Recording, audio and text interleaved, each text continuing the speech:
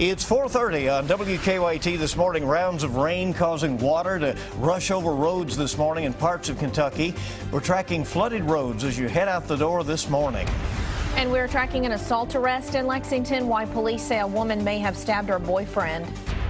And why Lexington police are turning to Spanish language radio and newspapers as they search for the person who shot a 9-year-old boy.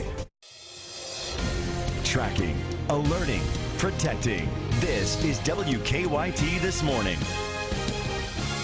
Good morning. It's so good to have you with us as we start this new day on WKYT. It's your Wednesday. I'm Bill Bryant. And I'm Rebecca Smith. Rain is still moving through parts of our state this morning, but we could actually see a break from it sometime today. Wouldn't that be nice? And this morning, we're tracking a lot of fog also here in Lexington. Take a look at this live this morning, our WKYT Skycam overlooking Center Point. As you see, it's pretty foggy and pretty low visibility out there. Let's check in with WKYT meteorologist Micah Harris. Yeah, we do have some low visibilities outside, and we're going to be holding on to that through at least the next few hours. I'd say by about 9-10 a.m. That's when we'll start to see that just kind of wither away and even see a little bit of sunshine making your way across town. A lot of us in the central northern zones, that's where we have that dense fog advisory. That's where we're dealing with the most fog at this moment. Down south, still holding on, not just fog, but also some rain down in the south and southeastern portion of our viewing area. Hal Rogers Parkway being soaked at this moment. Really, it's Rockcastle southbound that you can see a lot of that rain. Temperatures are still right around 60 degrees in Williamsburg at this moment. Today's forecast will be right around 59 as that rain pushes out of the area.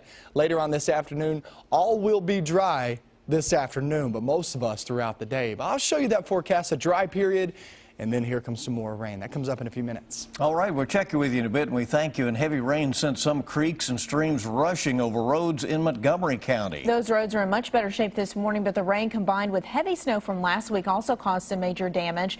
As Jordan Valines tells us, one couple now has a mess to clean up outside their home. Back in January, Earl Spencer first noticed the problems forming on his blacktop. And this was all cracking and all that. Again, we thought nothing of it. That was from a little rain.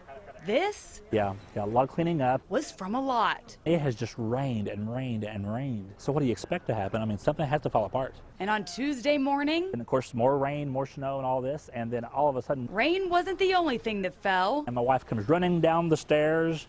And she says, "Oh my goodness," and so she comes out. Well, we both come out, and sure enough, the whole thing had collapsed. The weight from the recent snow and rain proved too much for the retaining wall to support. I'm surprised the hell as long as it did. We had no clue how the thing was built until it came down. That wall, along with everything it was meant to retain, now spilling into the yard next door. We need to just clean everything up and get it all nice and tucked back in there, make sure there's nothing loose, and then secure it with rebar, that sort of thing. A project that comes with a hefty price tag. A couple $1,000s worth of repairs. But Spencer is looking at the bright side. We were hoping this summer to put a new fence around, and I think that dream is going to come true.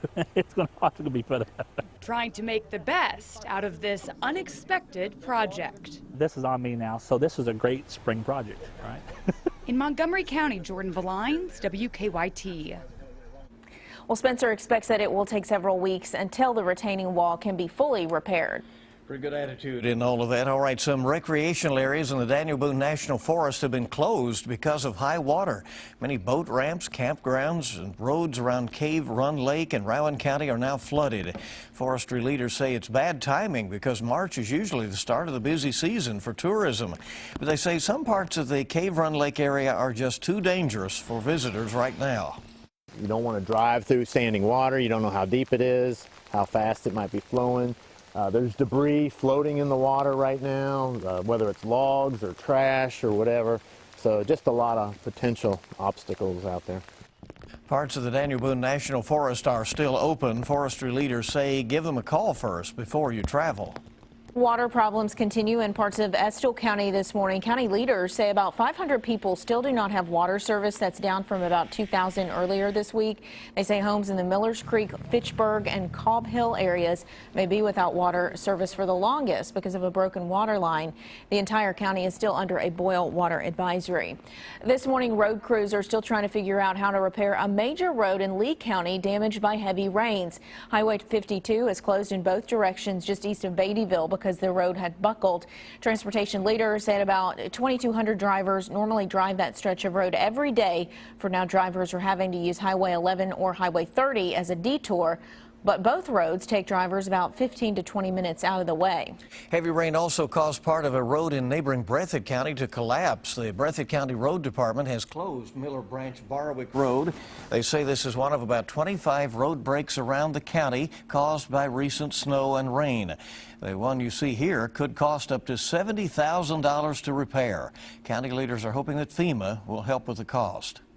Usually it takes like a month for FEMA to get in here. We're hoping not that long. Hopefully a couple weeks they'll be in here. County leaders say other road breaks around the county aren't this bad. Most of those roads have not had to close. New this morning, police arrested a woman accused of stabbing her boyfriend. 25-year-old Latanya Buckner was arrested last night and charged with assault. According to an arrest warrant, Buckner had a disagreement with her boyfriend about his cell phone on Sunday. Police say she then stabbed Chad Lee in the chest and wrist with a pocket knife at their home on Fair Oaks Drive. Lee is expected to recover. Buckner is set to be arraigned later today.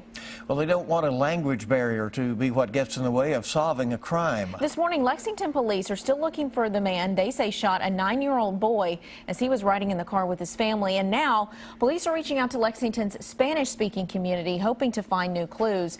Garrett Weimer explains how. Several days after the shooting here, the suspect still remains only a sketch. It's a family very hurt. It's a 9-year-old kid that is in the hospital at this moment, and the community has to come forward. Andres Cruz runs the bilingual newspaper The Voice of Kentucky. He says along with Radio Vida, they've teamed up with police and taken to social media, appealing to the Hispanic community for clues to lead them to the suspect. The main issue we got is the language barrier when you're dealing with an young immigrant community.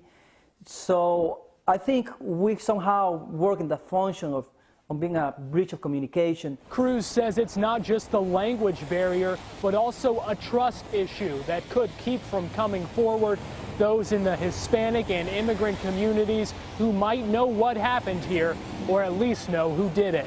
That's being well known in the community. Maybe we're a good bridge for people to come out and maybe speak direct to us or the police department. Cruz says they plan to put copies of the sketches and pictures of the car in stores and restaurants, saying someone in the community there has to know something. This is not about it's a Hispanic baby or a Hispanic suspect. It's about our community being victimized by an absolutely responsible act of an individual. In Lexington, Garrett Weimer, WKYT.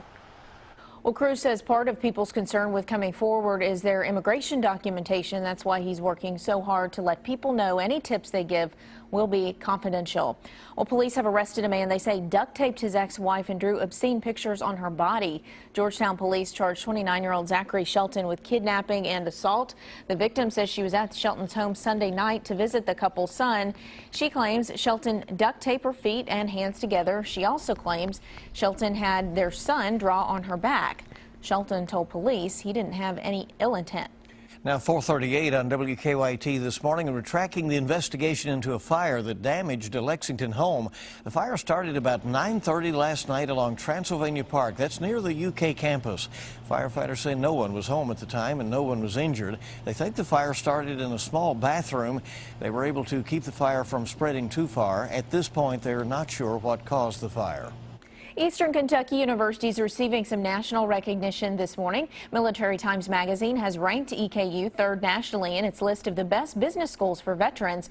EKU was the only Kentucky school in the top 25. The rankings consider cost in context of military and veterans benefits and overall veteran policies, among other factors. This morning, the latest WKYT Herald Leader Bluegrass Poll looked at the race for Kentucky governor. Last week, Survey USA talked to more than 2,200 adults for the poll. On the Republican side, former Louisville Metro Council member Hal Heiner is in the lead with 28%.